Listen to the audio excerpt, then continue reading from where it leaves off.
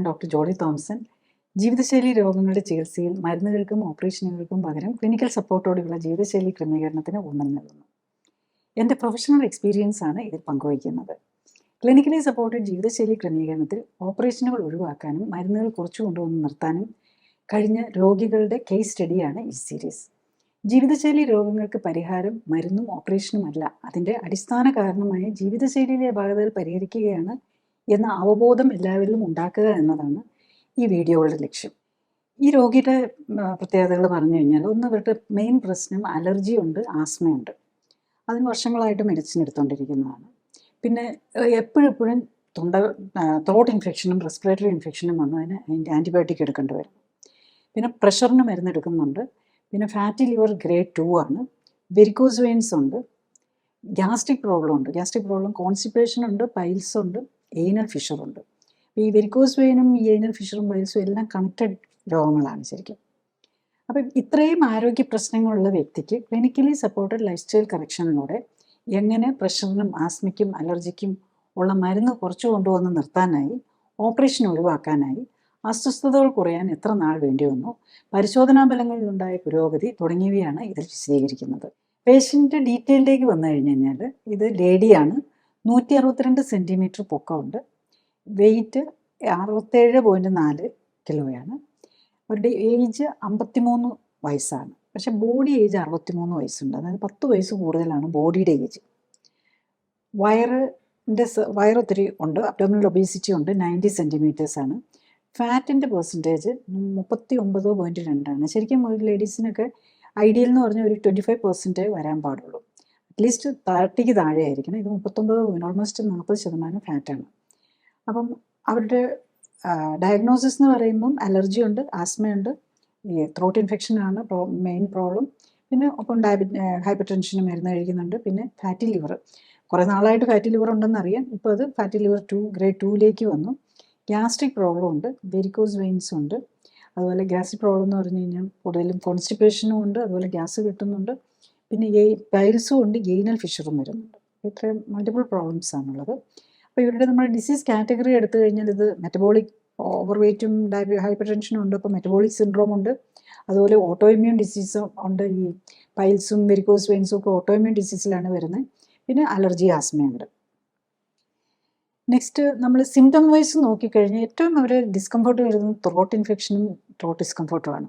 അതിന് റിക്കറൻ്റ് ആയിട്ട് ആൻറ്റിബയോട്ടിക്കും ചുമമരുന്നും ഒക്കെ എടുത്തുകൊണ്ടിരിക്കേണ്ടി വരുന്നുണ്ട്. അത് കണ്ടിന്യൂസ്ലി ഡ്രൈ കോഫ് ഉണ്ട്, വീസിങ് ഉണ്ട്. പിന്നെ ഇടയ്ക്കിടയ്ക്ക് നീര് വരും, ബോഡിക്ക് നീർക്കെട്ട് വരുന്ന പോലെ തോന്നും. പിന്നെ ഏനൽ ഫിഷറും ഈ പൈൽസിൻ്റെ ബുദ്ധിമുട്ടുകളുമാണ് വരുന്നത്. അവർ മെഡിസിനായിട്ട് എടുക്കുന്നത് പ്രഷറിന് വേണ്ടിയിട്ട് അമിലോഡിപ്പിൻ എന്ന് പറഞ്ഞ ടാബ്ലറ്റ് ഉണ്ട്. പിന്നെ ചുമയ്ക്ക് വേണ്ടിയിട്ട് ഇങ്ങനെ സ്കോർ എന്ന് പറഞ്ഞൊരു സിറപ്പ് എടുക്കുന്നുണ്ട്. പിന്നെ അതുകൂടാതെ ഇൻഹേലറും ഉണ്ട് ആസ്മയ്ക്ക് വേണ്ടിയിട്ട് എടുക്കുന്നത്. നെക്സ്റ്റ് അവരുടെ നമ്മൾ ബ്ലഡ് ടെസ്റ്റിലേക്ക് വന്നു കഴിഞ്ഞ് കഴിഞ്ഞാൽ അവർ പ്രീ ഡയബറ്റീസിൻ്റെ കാണിക്കുന്നുണ്ട്. ഡയബറ്റീസിൻ്റെ ഇതൊന്നും പറഞ്ഞിട്ടില്ല, പക്ഷേ എന്നാലും പ്രീ ഡയബറ്റീസ് കാണുന്നുണ്ട്. HbA1c 5.8 ഉണ്ട്. അതുപോലെ ഇൻസുലിൻ ലെവലും കൂടുതലാണ്, 26 പോയിൻറ്റ്. അതായത് ഇൻസുലിൻ റെസിസ്റ്റൻസ് ഡെവലപ്പ് ചെയ്തിട്ടുണ്ടെന്നുള്ളതാണ്. അവിടെ ബ്ലഡ് ഷുഗർ 89 ഉള്ളൂ. പക്ഷേ അപ്പം ആ 89 ബ്ലഡ് ഷുഗർ ഉള്ളപ്പോൾ ശരിക്കും പറഞ്ഞു കഴിഞ്ഞാൽ ഒരു 4-5 ഒക്കെ ഇൻസുലിൻ ലെവൽ വരാൻ പാടില്ല. അതിന് പകരം 26.3 ഉണ്ട്. മാക്സിമം നമ്മൾ പറയുന്നത് 25 എന്നൊക്കെയാണ്. പക്ഷേ ഇപ്പോൾ ഇതിപ്പോൾ പ്രീ ഡയബറ്റിക് ആയി എന്നുള്ളതാണ് അതിനകത്ത് ഇത് വരുന്നത്. നെക്സ്റ്റ് കുറച്ച് കൊളസ്ട്രോളും ട്രൈഗ്ലിസറൈഡും ഒക്കെ കൂടുതലായിട്ട് നിൽക്കുന്നുണ്ട്. പക്ഷേ അവർ മെഡിസിൻ ഒന്നും എടുക്കുന്നില്ല. ESRും ഈ inflammatory markers ESR, HSCR, CRP ഒക്കെ കൂടുതലാണ്. അതുപോലെ WBCസും കൂടുതലാണ്. അതും ഇൻഫ്ലമേറ്ററി, അതായത് നമ്മൾ വെളുത്ത രക്താണുക്കളുടെ അളവ് ഒത്തിരി കൂടുതലാണ്. അത് ഈ ചുമയും റെസ്പിറേറ്ററി ഇൻഫെക്ഷൻ ഉള്ളതുകൊണ്ടുകൂടെ ആയിരിക്കണം ഇതെല്ലാം കൂടി നിൽക്കുന്നത്. പിന്നെ ലിവർ ഫങ്ഷനിലാണേലും ആൽബുമിൻ, പിന്നെ പ്രോട്ടീൻ കൂടുതൽ, അങ്ങനെ ലിവർ ഫങ്ഷനിലും കുറേ അബ്നോർമാലിറ്റീസ് കാണിക്കുന്നുണ്ട്. വൈറ്റമിൻ D കുറവാണ്. അതുപോലെ ടിൻ എന്ന് പറഞ്ഞൊരു ഹെവി മെറ്റൽ വരുന്നതാണ്, ടിൻ കൂടുതലായിട്ടും കാണുന്നുണ്ട്. നെക്സ്റ്റ് നമ്മൾ ടെസ്റ്റുകൾക്കകത്ത് ഒരു കാര്യം കൂടെ ഞാൻ പറയാൻ പറ്റുമോ, അതൊരു നമ്മളെപ്പോഴും അലർജി ഓറിയൻറ്റഡ് ആയിട്ടുള്ള ടെസ്റ്റുകൾ, അതായത് നമ്മുടെ ബോഡി, പ്രത്യേകിച്ച് അലർജി ആസ്മയാണല്ലോ, അപ്പോൾ അങ്ങനെയുള്ളപ്പോൾ നമ്മൾ അതിലെന്തെങ്കിലും നമ്മുടെ ബോഡി ഫുഡുമായിട്ടോ എയറുമായിട്ടുള്ള കാര്യങ്ങൾ റിയാക്ട് ചെയ്യുന്നുണ്ടോ എന്ന് നോക്കും. അപ്പോൾ ഇവരുടെ കാര്യത്തിൽ നമ്മൾ കണ്ടത് എന്താണെന്ന് വെച്ചാൽ അവർക്ക് സിവിയർ ആയിട്ടുള്ള ഡസ്റ്റ് മൈറ്റ് അലർജി ഉണ്ട്. അതുപോലെ ഡസ്റ്റിനോടും ഉണ്ട്, ഡസ്റ്റ് മൈറ്റ്, കോക്രോച്ച് ഡസ്റ്റ്, ഇതൊക്കെ ഇൻഹേലൻ്റ് അലർജിയിൽ വരുന്നുണ്ട്. പിന്നെ പലതരം ഫുഡ് നമ്മൾ റെഗുലർലി ഉപയോഗിക്കുന്ന ഈവൻ ബനാന, വാഴപ്പഴങ്ങളോട് അലർജി ഉണ്ട്, ലെമൺ അലർജി ഉണ്ട്, കോളിഫ്ലവർ, പാല്, മുട്ട, അങ്ങനെ പല ഐറ്റംസിനോട് അലർജി കാണിക്കുന്നുണ്ട്. അപ്പം ഇത് കുറേ അധികം ഐറ്റംസ് ഉണ്ട്. അത് എന്നെ കൊണ്ട് ഇലാബറേറ്റ് ചെയ്യുന്നില്ല. കാരണം എന്താണെന്ന് വെച്ചാൽ ഇത് ഇൻഡിവിജ്വൽസിൻ്റെ അനുസരിച്ച് ഓരോരുത്തരുടെ അനുസരിച്ച് മാറി വരും. അപ്പം ഇത്തരം സാധനങ്ങളോട് റിയാക്ട് ചെയ്യുന്നുണ്ടെങ്കിൽ അത്തരം സാധനങ്ങൾ പ്രത്യേകിച്ച് നമ്മൾ ഒഴിവാക്കാനും കൂടെയാണ് ശ്രദ്ധിക്കേണ്ടത്. അപ്പോൾ ഇതൊക്കെയാണ് ഇവരുടെ ഈ അലർജിക്കും ആസ്മയ്ക്കും ഈ പ്രോബ്ലംസിനെല്ലാം കാരണമായിട്ട് വരുന്നത്. നെക്സ്റ്റ് നമ്മൾ സ്കാനിങ് റിപ്പോർട്ട് എടുത്തു കഴിഞ്ഞ് കഴിഞ്ഞാൽ സ്കാനിങ്ങിൽ നമ്മൾ അൾട്രാസൗണ്ട് സ്കാനിങ് നോക്കുമ്പം ഗ്രേഡ് 2 ഫാറ്റി ലിവർ കാണുന്നുണ്ട്.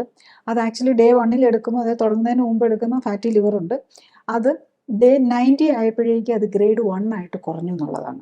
അപ്പോൾ അതാണ് ആ വ്യത്യാസം. നമ്മൾ ഇപ്പോൾ ഇതിലെല്ലാം നമ്മൾ ക്ലിനിക്കൽ മോണിറ്ററിങ്ങോടെ എല്ലാം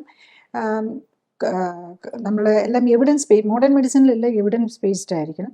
അപ്പോൾ എവിഡൻസ് ബേസ്ഡ് ആയിട്ട് നമ്മൾ നോക്കുമ്പോൾ ഈ ടെസ്റ്റുകളും കൂടെ നോക്കുന്നത് അതുകൊണ്ടാണ്. കുറച്ച് ഡീറ്റെയിൽ ആയിട്ട് ടെസ്റ്റ് നോക്കുന്നത്, അതിൽ എന്ത് വ്യത്യാസങ്ങൾ വരുന്നുണ്ടോ എന്നുള്ളതും കൂടെയാണ് നമ്മൾ ഇതിൽ ചെക്ക് ചെയ്യുന്നത്. നെക്സ്റ്റ് നമ്മളിവരുടെ സിംറ്റമാറ്റിക് റിലീഫ് എടുത്തു കഴിഞ്ഞ് കഴിഞ്ഞാൽ അപ്പം ഏറ്റവും പ്രധാനം അവർക്ക് ത്രോട്ട് ഇൻഫെക്ഷൻ ആയിരുന്നു, ത്രോട്ടിൻ്റെ ബുദ്ധിമുട്ടുകളായിരുന്നു, ചുമയും. അപ്പോൾ അതിൽ 8ാമത്തെ ദിവസം വന്നപ്പോൾ തന്നെ, അതായത് 1 വീക്ക് ആയപ്പോൾ തന്നെ ഒരു 60% അവർക്ക് കംഫർട്ടബിളായി.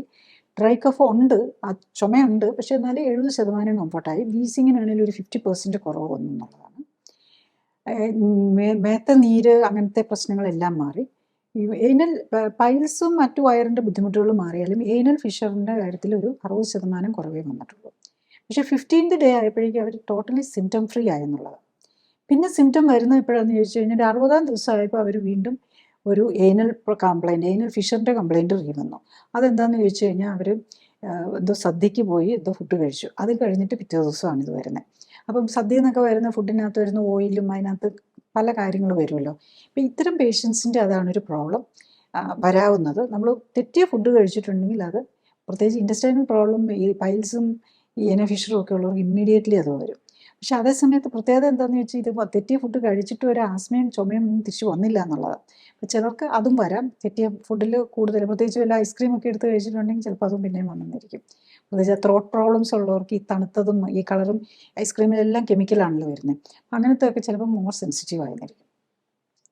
പിന്നെ മരുന്നുകളുടെ കാര്യം നോക്കിക്കഴിഞ്ഞ് കഴിഞ്ഞാൽ അവർ 8th ഡേ വന്നപ്പോഴേക്കും അമിലോഡിപ്പിൻ നിർത്തി. മരുന്ന് നമ്മൾ സ്റ്റാർട്ട് ചെയ്ത് പോയാൽ നമ്മൾ ഓവർ ടെലിമെഡിസിനായിട്ട് നമ്മൾ ഫോളോ ചെയ്തുകൊണ്ടിരിക്കും. അപ്പം BP കുറഞ്ഞു വരുന്നതനുസരിച്ച് അപ്പോൾ അതിന് വേണ്ടിയിട്ട് മോണിറ്ററിങ് ഒരു സിസ്റ്റം ഉണ്ട്. അതിനകത്ത് ചാർട്ടൊക്കെ അയച്ചു തന്ന് അവരെന്താ കഴിക്കുന്നത്, അവരെത്ര എക്സസൈസ് ചെയ്യുന്നുണ്ട്. അപ്പോൾ ഇതിനകത്ത് ഈ ഇതിൽ വരുന്നത് സ്പെഷ്യൽ ഫുഡും എക്സസൈസുമാണ്. അപ്പോൾ അവരെത്ര ഓക്സിഫ്ലെക്സ് എന്ന് പറഞ്ഞൊരു സ്പെഷ്യൽ പാറ്റേൺ എക്സസൈസാണ് ഇതിൽ വരുന്നത്. അപ്പോൾ അതെത്ര കറക്റ്റായിട്ട് ചെയ്യുന്നുണ്ട്, അതുപോലെ ഫുഡ് വേറെ എന്തൊക്കെ വരുന്നുണ്ട്, ഈ സപ്പോർട്ട് ഫുഡ് കഴിക്കുന്നുണ്ട്, ഇതൊക്കെ അറിയാൻ മോണിറ്റർ ചെയ്തുകൊണ്ടിരിക്കുന്നുണ്ടാവും.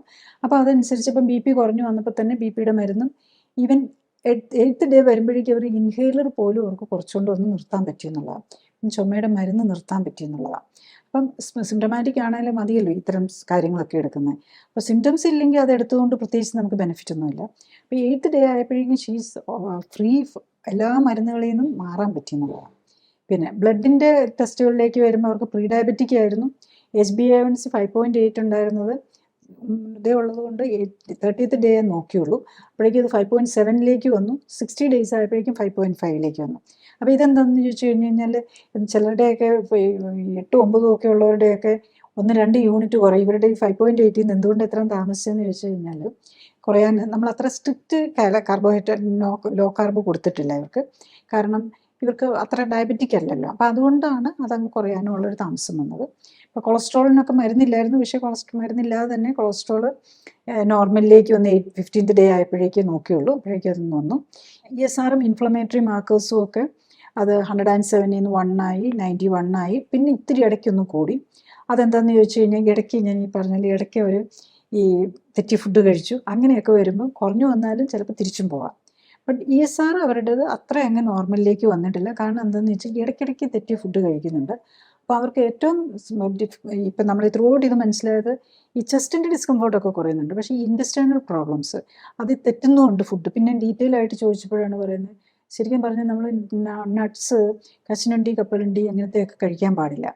അപ്പോൾ ഇവർ ഇത്തരം നട്ട്സ് കഴിക്കുന്നുണ്ടായിരുന്നു. അപ്പോൾ ESR കുറയാതെ നിന്നപ്പോൾ ചോദിക്കുമ്പോഴാണ് നമുക്കിതൊക്കെ മനസ്സിലാക്കാൻ പറ്റുന്നത്. പിന്നെ HSCRPയും CRPയും ഒക്കെ പെട്ടെന്ന് തന്നെ കുറഞ്ഞു. HSCRP 14.6 ഉണ്ടായിരുന്നത് 8th ഡേ ആയപ്പോഴേക്കും 4.45 വന്നു. CRP നോർമലായി. 15th ഡേ ആയപ്പോഴേക്കും HSCRP നോർമലായി. അപ്പോൾ അത് ഓരോ രോഗത്തിൻ്റെയും അനുസരിച്ചും കൂടെയാണ്, ഓരോരുത്തരും നോക്കുന്നതിൻ്റെ അനുസരിച്ചും അവരുടെ ബോഡിയുടെയും അവരുടെ ഫുഡിൻ്റെയും ഒക്കെ അനുസരിച്ചായിരിക്കും എത്ര ഫാസ്റ്റ് റിലീഫാണ് വരുന്നതെന്നുള്ളത്. പിന്നെ WBC, അതായത് ഇൻഫ്ലമേറ്ററി ബ്ലഡ് കൗണ്ടൊക്കെ 15th ഡേ ആയപ്പോഴേക്കും നോർമലായി. പിന്നെ ലിവർ ഫങ്ഷൻസിലും കുറച്ച് അബ്നോർമാലിറ്റീസ് ഉണ്ടായി, അതും 30th ഡേ ആയപ്പോഴേക്കും നോർമലായി. വൈറ്റമിൻ D3 നോർമലായി. അപ്പം എല്ലാ പാരാമീറ്റേഴ്സിലും അതിൻ്റെതായ അതെല്ലാം മെയിൻറ്റെയിൻ ചെയ്യുന്നുണ്ടെന്നും കൂടെ നമ്മൾ ഉറപ്പിക്കുന്നുണ്ട്. 90th ഡേ ആയപ്പോഴേക്കും HbA1c നോർമലായി. പിന്നെ ആകെ ESR മാത്രമാണ് ഇത്തിരി കൂടി നിൽക്കുന്നത്. അതും അപ്പം നമ്മൾ നോക്കിയപ്പോൾ അവർ ആ ഫുഡിൽ വരുത്തുന്ന വേരിയേഷൻ കൊണ്ടാണ് ആ ഇൻഫ്ലമേറ്ററി ഫുഡ്, ഈ നട്ട്സ്, ഓയിൽ സീഡ്സ്, ഈ ഓയിൽ, നമ്മൾ കുക്കിംഗ് ഓയിലിൽ പലതും, കോക്കനട്ട് ഓയിൽ ഒഴിച്ച് ബാക്കിയുള്ള എല്ലാ കുക്കിംഗ് ഓയിലും നമ്മളിവിടെ സാധാരണ യൂസ് ചെയ്യുന്ന എല്ലാം തന്നെ ഇൻഫ്ലമേറ്ററി ഓയിലാണ് ശരിക്കും, അതായത് omega-6 കൂടുതലുള്ളതാണ്. അപ്പോൾ അതൊക്കെ കയറി വരുന്നതുകൊണ്ടാണ് ഇതും കറക്റ്റ് ആകാതെ നിൽക്കുന്നത്. Clinically supported life style correction ആകുമ്പോൾ അതിനകത്ത് നമ്മൾ ബോഡിയാണ് കറക്റ്റ് ചെയ്യാൻ നോക്കുന്നത്. ബോഡിയെ കറക്റ്റ് ചെയ്ത് ഇമ്മ്യൂൺ സിസ്റ്റത്തെയും ഹോർമോൺ സിസ്റ്റത്തെയും കറക്റ്റ് ചെയ്യാനാണ് നോക്കുന്നത്. അപ്പോൾ ഇവരുടെ ബോഡിയിൽ വന്ന ചേഞ്ചസ് എന്തൊക്കെയാണെന്ന് നോക്കിയാൽ, അവർ സ്റ്റാർട്ട് ചെയ്യുമ്പം വെയിറ്റ് 67.5 ആണ്. അത് 8th ഡേ ആയപ്പോഴേക്കും 66 ആയി. പിന്നെ 65 ആയി. 15th ഡേ ആയപ്പോഴേക്കും 30 ഡേയ്സ് ആയപ്പോഴേക്കും 63.9 വന്നു. 60 ആയപ്പോൾ 59 വന്നു. 90 ആയപ്പോഴേക്കും 56 എത്തി. അതാണ് അവരുടെ ഇതിൽ വന്ന വ്യത്യാസം. അപ്പം അതനുസരിച്ച് BMI 25.7 ഉണ്ടായിരുന്നത് 21.5 വരാൻ പറ്റി. BP അവർ വിത്ത് മെഡിസിൻ 150-100 നിന്നിരുന്നത് വിതിൻ 15th ഡേ ആയപ്പോഴേക്കും വിത്തൗട്ട് മെഡിസിൻ നോർമലായി. അത് മെയിൻറ്റെയിൻ ചെയ്യാനും ത്രൂഔട്ട് അത് മെയിൻറ്റെയിൻ ചെയ്യാനും പറ്റുന്നുണ്ട്. അബ്ഡോമിനൽ സർക്കംഫറൻസ് 90 ആയിരുന്നത് ഒരു മാസം കൊണ്ട് 88 വന്നുള്ളൂ. പക്ഷേ 60 ഡേയ്സ് ആയപ്പോഴേക്കും 80 വന്നു. 78 കൊണ്ടുവരാൻ പറ്റും. ഇനി ബോഡി ഏജ് ആണെങ്കിൽ ആക്ച്വലി അവരുടെ ബോഡി ഏജ് 53 എന്നുള്ളത് 10 വയസ്സ് കൂടുതലായിരുന്നത്. അത് 1 മന്ത് കൊണ്ട് 59 ആയി. 2 months ആയപ്പോൾ 55 ആയി. 3 months ആയി 52. ശരിക്കും 1 year യങ്ങറായി. 10 year ഓൾഡർ ആയിരുന്ന ആൾ 1 year യങ്ങറായി എന്നുള്ളതാണ്. ഇപ്പോൾ ഫാറ്റ് പെർസെൻറ്റേജ്, അതായത് നമ്മുടെ ബോഡിയിലെ ഫാറ്റ് കുറയുന്നതും വളരെ ഇമ്പോർട്ടൻ്റ് ആണ് ഇത്തരം രോഗങ്ങളൊക്കെ മാറുന്നതിൽ. ഇപ്പം 39.2% ഫാറ്റ് ഉണ്ടായിരുന്നത് 3 months ആയപ്പോഴേക്കും 33.2 കൊണ്ടുവരാൻ പറ്റി. അപ്പോൾ ഇതെല്ലാം കൊണ്ടാണ് ഈ ചേഞ്ചസ് കിട്ടുന്നത്. അപ്പം ബേസിക്കലി നമ്മൾ ഇതിൽ ഇപ്പോൾ ഈ ക്ലിനിക്കലി സപ്പോർട്ട് ലൈഫ് സ്റ്റൈൽ കറക്ഷനിലെ പ്രത്യേകത എന്താണെന്ന് ചോദിച്ചാൽ, പേഷ്യൻ്റ് എത്ര കറക്റ്റായിട്ട് നോക്കുന്നു അതിൻ്റെ റിസൾട്ടാണ് അവർക്ക് കിട്ടുന്നത് ബേസിക്കലി. അപ്പം നമ്മളുടെ ബോഡിയെ നമ്മൾ എത്ര കെയർ കൊടുക്കുന്നു, നമ്മൾ കെയർ ഇല്ലാതെ വരുമ്പോഴാണ്, അറിഞ്ഞോ അറിയാതെയോ നമുക്ക് ബോഡിക്ക് വേണ്ടതല്ലാത്ത ഭക്ഷണം കഴിക്കുകയും ഒക്കെ ചെയ്യുമ്പോഴാണ് നമുക്ക് രോഗം വരുന്നത്. അപ്പം അതെന്താണ്, നമ്മൾ എവിടെയാണ് തെറ്റിയെന്ന് മനസ്സിലാക്കി കൊടുത്തത് കറക്റ്റ് ചെയ്യിപ്പിക്കാനാണ് നോക്കുന്നത്. അപ്പം യൂഷ്വലി സിംറ്റം ഫ്രീ ആകുമ്പോഴേക്കും കുറച്ചൊക്കെ ആൾക്കാർ ഉഴപ്പാൻ തുടങ്ങും. പിന്നെ ആരും മറ്റുള്ള നമ്മുടെ എക്സ്റ്റേണൽ കാര്യങ്ങൾ, ബിഗർ വീട്, കൂടുതൽ പൈസ എന്നൊക്കെ വേണമെന്നുണ്ടെങ്കിലും പലപ്പോഴും ഈ ഹെൽത്തിൻ്റെ കാര്യം വരുമ്പോൾ അത്രയ്ക്കൊന്നും ആൾക്കാർ നോക്കാറില്ല. യൂഷ്വലി സിംറ്റംസ് ഫ്രീ ആയി കഴിഞ്ഞ് കഴിഞ്ഞാൽ അങ്ങ് റിലാക്സ് ചെയ്യുന്ന. പക്ഷേ ഇവർ കുറച്ചും കൂടെ കറക്റ്റായിട്ട് നോക്കുന്നുണ്ട്. അപ്പം ഫൈനലി ഇവർ നമ്മൾ എന്താണ് ഒരു 180 ഡേയ്സ് ആകുമ്പോഴേക്കും എക്സ്പെക്റ്റ് ചെയ്യുന്നതെന്ന് ചോദിച്ചു കഴിഞ്ഞാൽ, വെയിറ്റ് ഇപ്പോൾ ഉള്ളതിൽ ഇനി ഒരു 52 വരിക, BMI അറൗണ്ട് ഒരു 20 കൊണ്ടുവരിക, ബാക്കി ബ്ലഡ് പാരാമീറ്റേഴ്സും എല്ലാം നോർമലായിട്ട് നിലനിർത്തുക. BP ആണേലും മരുന്നില്ലാതെ നിലനിർത്താൻ പറ്റണം. അബ്ഡോമിനൽ സർക്കംഫറൻസ് ഐഡിയലി ഒരു 70 ലേഡീസിൻ്റെയൊക്കെ ഐഡിയൽ എന്ന് പറഞ്ഞാൽ ഈ ഹൈറ്റ് ഉള്ളവർക്ക് ഒരു 65 ഒക്കെയാണ്. അറ്റ്ലീസ്റ്റ് ഒരു 70 കൊണ്ടുവരിക. ബോഡി ഏജ് ശരിക്കും 50 കൊണ്ടുവരാൻ പറ്റും. ഇപ്പോൾ 52 ആണ്, ബിലോ 50 കൊണ്ടുവരാൻ പറ്റും. പിന്നെ ഫാറ്റ് ആണെങ്കിൽ 25 ആണ് ഐഡിയൽ. അത്രയിലേക്ക് കൊണ്ടുവരാൻ പറ്റിയില്ലെങ്കിലും ഒരു 30 കുറച്ചുകൊണ്ട് വരാനാണ് നമ്മൾ എക്സ്പെക്റ്റ് ചെയ്യുന്നത്. നെക്സ്റ്റ് നമ്മൾ എന്താണ് ഇവർക്ക് വന്ന benefit, clinically supported life style correction കൊണ്ട് ഇവർക്ക് ഈ പ്രോബ്ലം ഉണ്ടായിരുന്ന അവർക്ക് എന്ത് ബെനിഫിറ്റ് കിട്ടി എന്നുള്ളതാണ്. അപ്പോൾ ഇവർ പല മരുന്നും ഈ ആസ്മയ്ക്കും അലർജിക്കും മരുന്നൊക്കെ എടുത്തു കഴിഞ്ഞാൽ ഇവരുടെ സിംറ്റംസ് കണ്ടിന്യൂ ചെയ്യുമായിരുന്നു. ഇതിപ്പോൾ മരുന്നൊന്നും ഇല്ലാതെ സിംറ്റം ഫ്രീ ആകാൻ പറ്റി. പിന്നെ സർജറി ആണെങ്കിൽ അവർക്ക് പൈൽസിനും ഫ്രിഷറിനും ഒക്കെ ആയിട്ട് സർജറി പറഞ്ഞിരുന്നത് അത് ഒഴിവാക്കാൻ പറ്റി. അപ്പോൾ അല്ലാതെ തന്നെ ഈ ഫുഡും ഇതും വെച്ച് മാനേജ് ചെയ്ത് പോകാൻ അവർക്ക് തന്നെ മനസ്സിലായി. സർജറി ചെയ്ത് കഴിഞ്ഞാലും നമ്മൾ ഈ തെറ്റിയ ഫുഡൊക്കെ കഴിച്ചു കഴിഞ്ഞാൽ ഏനൽ ഫിഷറും ഒന്നും മാറാൻ പോകുന്നില്ല. പൈൽസിനും ഒക്കെ സർജിക്കലി ഇതൊക്കെ എടുത്തു കളഞ്ഞാൽ കുറച്ചൊരു ആശ്വാസം കിട്ടുമെങ്കിലും, പക്ഷെ പ്രത്യേകിച്ച് ഫിഷേഴ്സൊക്കെ ഉള്ളവർക്ക് പിന്നെ അത് വന്നുകൊണ്ടിരിക്കും. അതിനൊന്നും അത്ര കറക്റ്റ് സർജറി ഇല്ല എന്നുള്ളതാണ്. പിന്നെ ബ്ലഡ് റിപ്പോർട്ട്സിലാണെങ്കിൽ എല്ലാ ഇൻഫ്ലമേറ്ററി മാർക്കേഴ്സും ഈവൻ പ്രീ ഡയബറ്റീസ് ഉണ്ടായിരുന്നത് മാറാൻ പറ്റി.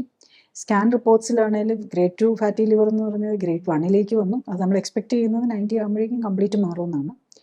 ബ്ലഡ് പാരാമീറ്റേഴ്സ് വിത്ത് മെഡിസിൻസ് കൺട്രോൾ ചെയ്യാത്ത B P without medicine totally controlled ആക്കാൻ പറ്റി. പിന്നെ വെയിറ്റിൽ വന്ന ചേഞ്ച് 67.5 kg ടു 56 എത്തിക്കാൻ പറ്റി. അതുപോലെ ഓൾമോസ്റ്റ് 11.5 kg റിഡക്ഷനാണ് വന്നത്. അബ്ഡോമൻ സർക്കംഫറൻസ്, അബ്ഡോമിനൽ ഒബേസിറ്റി ആണല്ലോ പ്രോബ്ലം, 90 78 കൊണ്ടുവരാൻ പറ്റി. പിന്നെ ഏജിങ്, ആക്സലറേറ്റഡ് ഏജിങ് 10 വയസ്സ് കൂടുതലുള്ള ആൾക്ക് 1 വയസ്സ് കുറയ്ക്കാൻ 11 വയസ്സിൻ്റെ വ്യത്യാസമാണ് വരുത്താൻ പറ്റിയത്. 53 വയസ്സുള്ള ആൾ പ്ലസ് 10 63 ഉണ്ടായിരുന്നത് 52 കുറച്ചുകൊണ്ട് വരാൻ പറ്റി. ഏജിൻ്റെ കാര്യത്തിൽ നമ്മൾ ആക്സലറേറ്റഡ് ഏജിങ് അതാണ് നമ്മളിതിൽ വരുന്നത്, അതായത് അകാല വാർദ്ധക്യം. അപ്പോൾ അതും നമുക്ക് റിവേഴ്സ് ചെയ്യാൻ പറ്റുന്നുള്ളതാണ്. പിന്നെ ഇതിൽ ഇനിയും മെയിൻറ്റെയിൻ ചെയ്യേണ്ടത് എന്താണെന്ന് ചോദിച്ചാൽ നമ്മൾ ഈ ഫുഡിൽ നമ്മുടെ ഈ ബോഡി കോമ്പോസിഷൻ മെയിൻറ്റെയിൻ ചെയ്യണം. ഫുഡിൽ omega-3-6 ബാലൻസ് മെയിൻറ്റെയിൻ ചെയ്യണം. കാരണം ഇത്രയും ആസ്മയും അലർജിയും ഓട്ടോഇമ്മ്യൂൺ ഡിസീസും അലർജിയും രണ്ടും കൂടെ ഉള്ളവരാണ്. അപ്പോൾ അത് നമ്മുടെ ഇൻഫ്ലമേഷനെ കൺട്രോൾ ചെയ്യുന്നത് omega-3 6 ഫാറ്റാണ്. അപ്പം ഫുഡിൽ അത് മെയിൻറ്റെയിൻ ചെയ്യണം. പിന്നെ ഇപ്പോൾ നമ്മൾ കണ്ടുപിടിച്ചിരിക്കുന്ന അലർജിക്ക് ആണെന്നുള്ള ഫുഡുകൾ എല്ലാം സിവിയർലി ഉള്ളത് കംപ്ലീറ്റ്ലി ഒഴിവാക്കണം. പിന്നെ കുറച്ച്, അതായത് ഇൻടോളറൻസ് ഒക്കെ കുറച്ചൊക്കെ ഉള്ളെങ്കിൽ വല്ലപ്പോഴും എടുത്താലും കുഴപ്പമില്ല. ചില ഫുഡൊന്നും വല്ലപ്പോഴും എടുത്താൽ കുഴപ്പമില്ല, അത്രയും സെൻസിറ്റീവ് ആവില്ല. പക്ഷെ അവർക്ക് ഈ ഏനൽ സിംറ്റംസ് കാണിക്കും. എന്ത് തെറ്റി എടുത്തു കഴിഞ്ഞാലും ഏനൽ സിംറ്റംസോ അല്ലെങ്കിൽ ചുമയായിട്ട് വരും. അപ്പോൾ അത് വെച്ച് കണ്ടുപിടിച്ച് നമ്മൾ മാനേജ് ചെയ്ത് കൊണ്ടുപോകണം. അതാണ് നമ്മൾ ഇതിനകത്ത് നോക്കേണ്ടത്. ഇവിടെ ക്ലിനിക്കൽ സപ്പോർട്ടുകളും സൂപ്പർവിഷനോടെയും ഉള്ള ജീവിതശൈലി ക്രമീകരണത്തിൽ രോഗപ്രതിരോധത്തിനും രോഗമുക്തിക്കും നിദാനമായ ഇമ്മ്യൂണിറ്റിയെ, ശരീരത്തിന്റെ സെൽഫ് ഹീലിംഗ് പവറിനെ ശാക്തീകരിക്കാനാണ് ശ്രമിക്കുന്നത്. കേടായ ശരീരകോശങ്ങളെ മാറ്റി പുതിയ ആരോഗ്യമുള്ള കോശങ്ങളെ ഉണ്ടാക്കാനും അതിലൂടെ ആരോഗ്യം വീണ്ടെടുക്കാനുമായി 3 കാര്യങ്ങൾക്കാണ് ഊന്നൽ നൽകുന്നത്. 1. ശരീരകോശങ്ങളുടെ നിർമ്മിതിക്ക് ആവശ്യമായ പോഷകങ്ങളെല്ലാം ഉത്തമമായ അളവിലും അനുപാതത്തിലും ശരീരത്തിനു ലഭിക്കുന്നു എന്ന് ഉറപ്പാക്കാൻ ശ്രമിക്കുന്നു. 2. വ്യക്തമായ പ്ലാനിങ്ങോടെയുള്ള മിതമായ വ്യായാമത്തിലൂടെ ശരീരത്തിലെ എല്ലാ കോശങ്ങളെയും ഉത്തേജിപ്പിച്ച് രക്തയോട്ടം വർദ്ധിപ്പിച്ച് ശരീരത്തിലടിഞ്ഞ് വിഷാംശം പുറത്തു കളയാൻ ശ്രമിക്കുന്നു. 3. ഭക്ഷണത്തിലൂടെയും വെള്ളത്തിലൂടെയും വായുവിലൂടെയും ലേപനങ്ങളിലൂടെയും കോസ്മെറ്റിക്കായും മരുന്നുകളായും ശരീരത്തിലെത്തുന്ന വിഷാംശം കുറയ്ക്കാൻ ശ്രമിക്കുന്നു. പ്രമേഹവും പ്രഷറും ഹൃദ്രോഗവും സ്ട്രോക്കും അലർജിയും ഓട്ടോഇമ്മ്യൂൺ രോഗങ്ങളും ക്യാൻസറും ഒക്കെ ജീവിതശൈലി രോഗങ്ങളുടെ വിഭാഗത്തിലാണ് പെടുന്നത്. ഇന്ന് ലോകത്തിൽ ഉപയോഗിക്കപ്പെടുന്ന മരുന്നുകളിൽ ഏകദേശം 90% ചെയ്യപ്പെടുന്ന ശസ്ത്രക്രിയകളിൽ 90% ഇത്തരം രോഗങ്ങൾക്ക് വേണ്ടിയാണ്. അതായത് 90% മരുന്നുകളും ശസ്ത്രക്രിയകളും ഒഴിവാക്കാനാകുന്നതേ ഉള്ളൂ. രോഗത്തിന്റെ അടിസ്ഥാന കാരണമായ ജീവിതശൈലിയിലെ അപാകതകൾ കണ്ടുപിടിച്ച് പരിഹരിക്കാനും അതിലൂടെ രോഗത്തിൽ നിന്നും മരുന്നുകളിൽ നിന്നും മോചനം നേടാൻ സഹായിക്കുക എന്നതാണ് ഏറ്റവും ഉത്തമമായ ചികിത്സ. ജീവിതശൈലി രോഗങ്ങളെ മരുന്നോ ശസ്ത്രക്രിയയോ കൊണ്ട് മാറ്റാനാകില്ല. കാരണം ഇത്തരം ജീവിതശൈലി രോഗങ്ങൾക്ക് കാരണം മരുന്നിന്റെയോ ഓപ്പറേഷന്റെയോ കുറവല്ല. അതുകൊണ്ടാണ് ഒരിക്കൽ മരുന്ന് തുടങ്ങിയാൽ മരുന്നുകൾ തുടർച്ചയായി കഴിക്കേണ്ടി വരുന്നത്.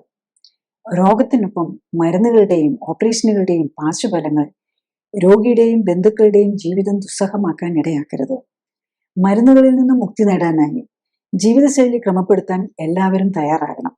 ബന്ധുക്കളെയും സുഹൃത്തുക്കളെയും പ്രോത്സാഹിപ്പിക്കണം. അടുത്തത് ആരോഗ്യ കാര്യങ്ങളെക്കുറിച്ച് സംസാരിക്കുന്ന വ്യക്തിയുടെ ശാസ്ത്രീയ അടിത്തറ വിലയിരുത്തേണ്ടതുണ്ട് എന്നതാണ്. ഞാൻ ഡോക്ടർ ജോളി തോംസൺ 1981 ബാച്ചിൽ കോട്ടയം മെഡിക്കൽ കോളേജിൽ നിന്നും MBBS തുടർന്ന് തിരുവനന്തപുരം മെഡിക്കൽ കോളേജിൽ നിന്നും MDയും റീപ്രൊഡക്റ്റീവ് മെഡിസിനിലും സർജറിയിലും സ്പെഷ്യൽ ട്രെയിനിങ്ങുകൾക്ക് ശേഷം ഗവൺമെന്റ് സർവീസിൽ ചേർന്നു. 97 റിസൈൻ ചെയ്ത ശേഷം എറണാകുളത്ത് തേവരയിൽ ലൈഫ് കെയർ സെന്ററിൽ മരുന്നുകളും ശസ്ത്രക്രിയകളും ഒഴിവാക്കി ക്ലിനിക്കൽ സപ്പോർട്ടോടെയുള്ള ജീവിതശൈലി ക്രമീകരണത്തിലൂടെ ജീവിതശൈലിയുമായി ബന്ധപ്പെട്ട രോഗങ്ങൾ തടയുന്നതിലും ചികിത്സിച്ചു മാറ്റുന്നതിലും ഊന്നൽ നൽകുന്നു. വ്യത്യസ്ത ജീവിതശൈലി രോഗങ്ങളെക്കുറിച്ചും ജീവിതശൈലി ക്രമീകരണത്തിന്റെ ശാസ്ത്രീയ വശങ്ങളെക്കുറിച്ചും ക്ലിനിക്കൽ സപ്പോർട്ടോടെയുള്ള ജീവിതശൈലി ക്രമീകരണത്തെക്കുറിച്ചും വെബ്സൈറ്റിൽ നിന്നും മറ്റ് സീരീസുകളിൽ നിന്നും വീഡിയോകളിൽ നിന്നും കൂടുതൽ അറിയാനാവും. പ്ലേലിസ്റ്റ് കാണുക. ജീവിതശൈലി രോഗങ്ങൾക്കായി മരുന്ന് കഴിക്കുന്നവർക്കും ഓപ്പറേഷന് തയ്യാറെടുക്കുന്നവർക്കും ഷെയർ ചെയ്യാൻ ഓർമ്മിക്കുക. നാം കഴിക്കുന്ന മരുന്നുകളെല്ലാം വിസർജ്യ വസ്തുക്കളായി നദികളിലേക്കും കുടിവെള്ളത്തിലേക്കും ചെടികളിലേക്കും ഭക്ഷ്യോൽപ്പന്നങ്ങളിലേക്കും എത്തും. അതായത് ഓരോ വ്യക്തിയും കഴിക്കുന്ന മരുന്നുകൾ വെള്ളത്തിലൂടെ എല്ലാ ജീവജാലങ്ങൾക്കും ഭൂമിയിലെ ആവാസ വ്യവസ്ഥയ്ക്ക് തന്നെ ഭീഷണിയായി മാറുന്നു. അതിനാൽ ജീവിതശൈലി രോഗങ്ങളുടെ അടിസ്ഥാന കാരണമായ ജീവിതശൈലിയിലെ അപാകതകൾ കണ്ടെത്തി പരിഹരിക്കാനും മരുന്നുകളിൽ നിന്നും മോചനം നേടാനും കഴിയേണ്ടത് ഈ തലമുറയുടെ മാത്രമല്ല, വരാൻ പോകുന്ന തലമുറകളെ, നമ്മുടെ കൊച്ചുമക്കളെ രാസമലിനീകരണത്തിന്റെ വിപത്തുകളിൽ നിന്നും രക്ഷിക്കാൻ അനിവാര്യമാണ്. ജീവിതശൈലി രോഗങ്ങൾക്കായി ജീവിതകാലം മുഴുവൻ മരുന്ന് കഴിക്കുന്ന രീതി മാറണം. മരുന്നുകളിൽ നിന്നും മോചനം നേടേണ്ടതിന്റെ ആവശ്യകതയെക്കുറിച്ചുള്ള അവബോധം ഉണ്ടാവണം, ബോധവൽക്കരണം ഉണ്ടാകണം. അതിനാൽ ജീവിതശൈലി രോഗങ്ങൾക്കായി മരുന്ന് കഴിക്കുന്നവർക്കും ഓപ്പറേഷന് തയ്യാറെടുക്കുന്നവർക്കും ഷെയർ ചെയ്യാൻ ഓർമ്മിക്കുക. Thank you.